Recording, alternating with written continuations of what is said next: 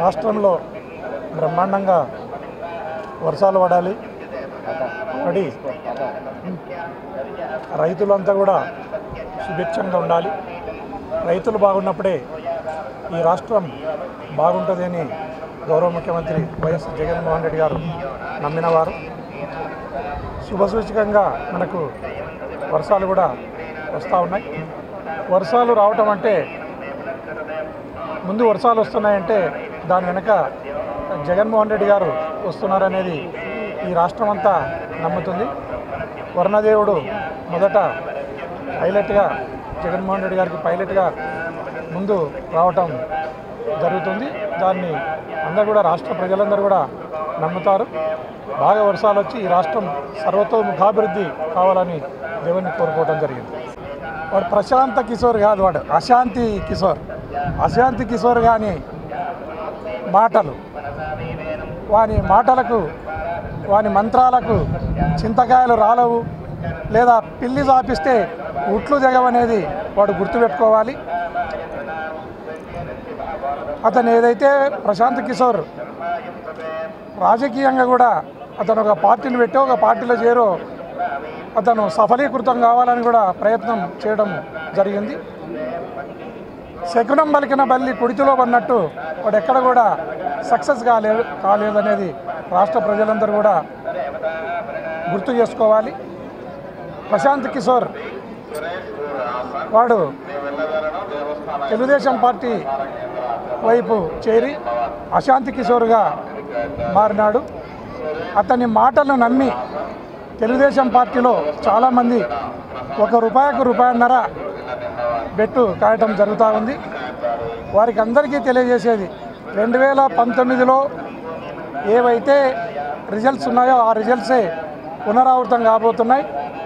ఖచ్చితంగా ఏదైతే ఈరోజు తెలుగుదేశం పార్టీ బెట్టుగా వస్తుందో మూలుగుతున్న నక్క మీద తాటికాయ అన్నట్లుంటుంది. వాళ్ళు ఓడిపోవటం ఖాయము. దాంట్లో బెట్టు పెట్టుకుని డబ్బులను కూడా పోగొట్టుకుంటారు తెలుగుదేశం పార్టీ వాళ్ళు అనేది ఈ సందర్భంగా తెలియజేస్తున్నా. ఎక్కడ కూడా ఇప్పుడు సెల్ఫ్ ప్రొటెక్షన్, ఎవరైనా వారి ధనమాన ప్రాణాలను కాపాడుకోవడానికి ఫస్ట్ జడ్జి అతనే. ఎవరైతే నష్టపోతున్నాడో, ఎవరైతే ధనమాన ప్రాణాలను కోల్పోతున్నారో ఆ వ్యక్తే తన ధనాలను, మానాన్ని, ప్రాణాన్ని కాపాడుకోవాల్సిన ప్రాథమిక బాధ్యత వారిపైనే ఉంటుంది. అందులో భాగంగానే అక్కడ రిగ్గింగ్ జరిగింది. అక్కడ ఖచ్చితంగా వాళ్ళు ఏదో తెలుగుదేశం పార్టీ వాళ్ళు కుట్రలు కుతంత్రాలతో ఓట్లను వేసుకుంటున్నారనే భావనతో పోవటం అక్కడ జరిగింది. అంతే తప్ప ఎక్కడ కూడా మన ఎలక్షన్ ప్రక్రియకు విఘాతం కలగలేదు.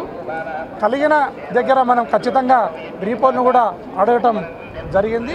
చేతనైతే వాళ్ళు రీపోల్కు కూడా వాళ్ళు కూడా తెలుగుదేశం పార్టీ వాళ్ళు కూడా యాక్సెప్ట్ చేయాలని సందర్భంగా కోరుతున్నాను. అదే కాకుండా ఏదైతే జగన్మోహన్ రెడ్డి గారు లండన్కు పోయే ముందు అసెంబ్లీలో 151కి పైన 22కు మించి పార్లమెంటులో వస్తామని చెప్పడం జరిగింది. అదే కాకుండా మా పార్టీ వాళ్ళు డేటును, టయాన్ని, ప్లేస్ను కూడా ఫిక్స్ చేయడం జరిగింది.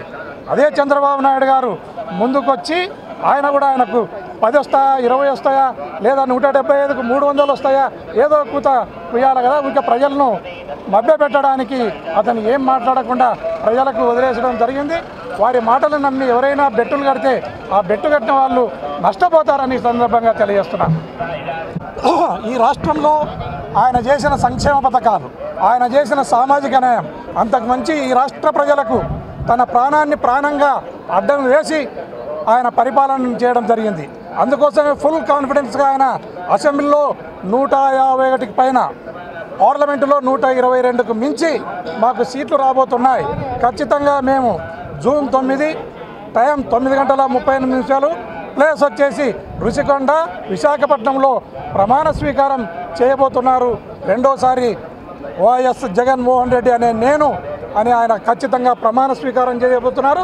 ఈ దేశం ఒక్కసారి నిర్ఘాంతపోయే విధంగా, ఈ దేశం అత్యంత సంతోషపడే విధంగా రిజల్ట్స్ కూడా రాబోతున్నాయని ఈ సందర్భంగా తెలియజేస్తున్నాను.